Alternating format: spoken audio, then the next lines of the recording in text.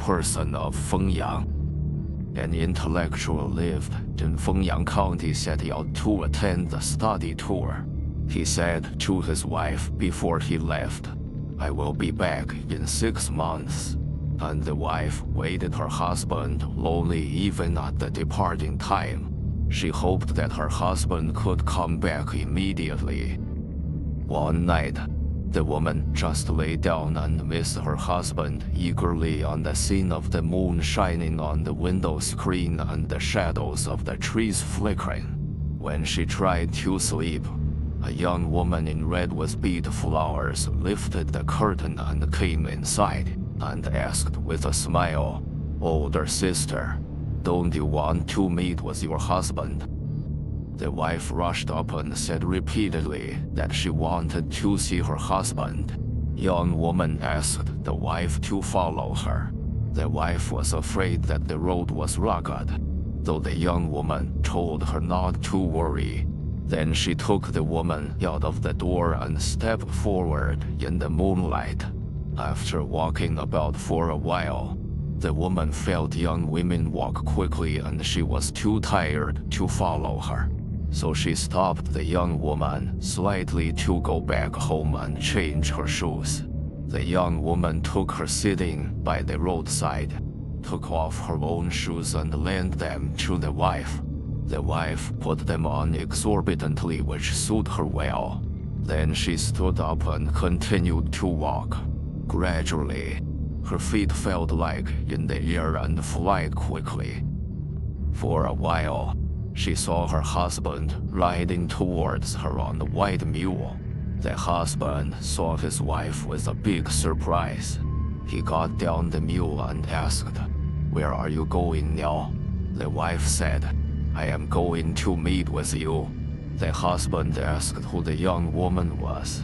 Before the wife explained, the young woman giggled with hands over mouth and said, "Who I am does not matter. The older sister has been very tired now. You also have ridden the mule for the half night, and you and the mule must be exhausted. My home is not far from here. Please come to my house for a rest, and it won't be late for you to go on your way tomorrow morning." There was a village nearby, so they went with her to go to the courtyard. She urged the maid who had fallen asleep to serve the guests, said, "Today the moon is so light, so there is no need to light up. We can sit down on the stone benches." The husband left the white mule tied on the pillar in front of the eaves, then sat down. The young woman said to the wife, "The shoes are so large that you don't fit it, so you must be very tired.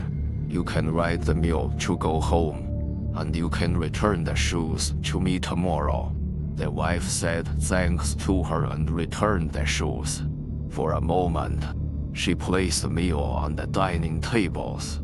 The young woman poured wine and said, "You are finally reunited after such a long separation. Now I want to take a toast for the reunion and show my respect." The husband also countered with wine to young woman. They laughed and talked together. The husband stared at the young mistress and flirted with her. Though his wife had just met, he didn't talk with her. The young woman also made eyes at the husband. The wife was just sitting on one side and didn't speak. She pretended that she didn't understand. After a long time, they gradually got drunk. They became more and more intimate. The young woman took a large glass to advise guests to drink, and the husband said he didn't want to get drunk. Then she tried her best to persuade him. The husband laughed and said, "If you sang a song for me, I would like to drink." The woman didn't refuse him, and fiddle strings by the ivory board and sang, "Dust discharge makeup residue, west wind cold yarn, outside the window listening to Manila, under a drizzle, where and then." trapping yourself. She also home and the tears like hemp, and miss him, and hate him with, hand holding a red shoe of the hexagrams. The lyrics that a woman in the evening finished washing face, taking off the jewelry, and listened to the wind, the rain outside the window. At this moment, she thought of her husband. She didn't know where he was unchatted with others. Her tears came down, and she was missing her husband, and she also hated him. No way. She only threw the shoes to judge that whether her husband was going home. If it was the upper vamp, it indicated that her husband was going back home. If it was the soul up, it indicated that her husband did not come back. After the young woman finished the song, she smiled and said, "This is the popular song. It is not worth you to listen, but many people like this, so I learned to sing it." The woman's voice was so soft and her expression was pretty. The husband was fascinated with her as if they were unable to control emotions. A short time later, the young woman pretended to be drunk and left the table. The husband also got up and went up with her. For a long time, the husband hadn't come back, so the maid was tired of lying, dozing on the veranda. The wife sat there alone and there was no one with her, so she was very annoyed. She wanted to go home on herself. Looking into unfathomable darkness, she didn't even remember the way home. She had no idea, so she stood up and stuck a look at what they were doing.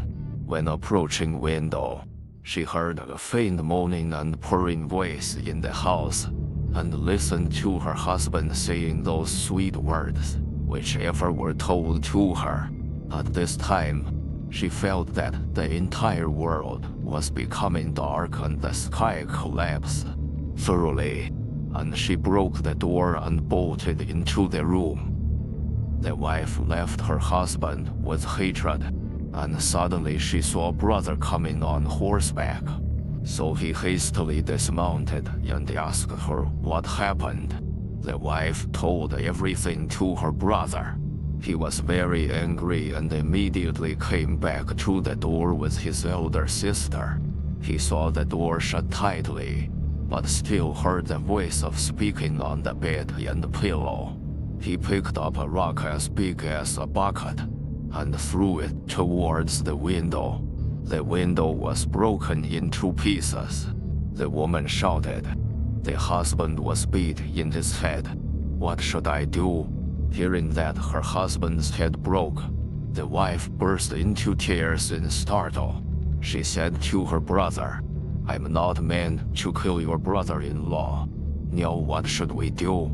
Her brother said, "You seriously hurt my heart, and now you are blaming me in such way. I'm not accustomed by these women letting you flirt me."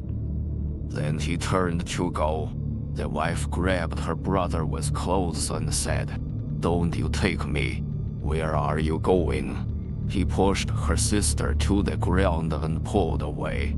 The wife suddenly awakened and realized this was a dream. On this day, her husband was back on the white mule. The wife was surprised, but she didn't say anything. That night, her husband also had a dream. He told the dream to his wife in detail, and his dream was the same as his wife's, which left the couple panic-stricken. Soon the younger brother heard his brother-in-law went back. Then he told the husband, "Last night I dreamed that you come back, and you really just came back today. It is strange." The husband laughed and said, "Fortunately, I was not beat to death." The brother was shocked and asked what this word meant. The husband narrated his dream. He was very surprised, because he also had the same dream at that night. He dreamed that his sister cried and complained, so he threw a big stone. 3 people just had the same dream without knowing who the young woman was.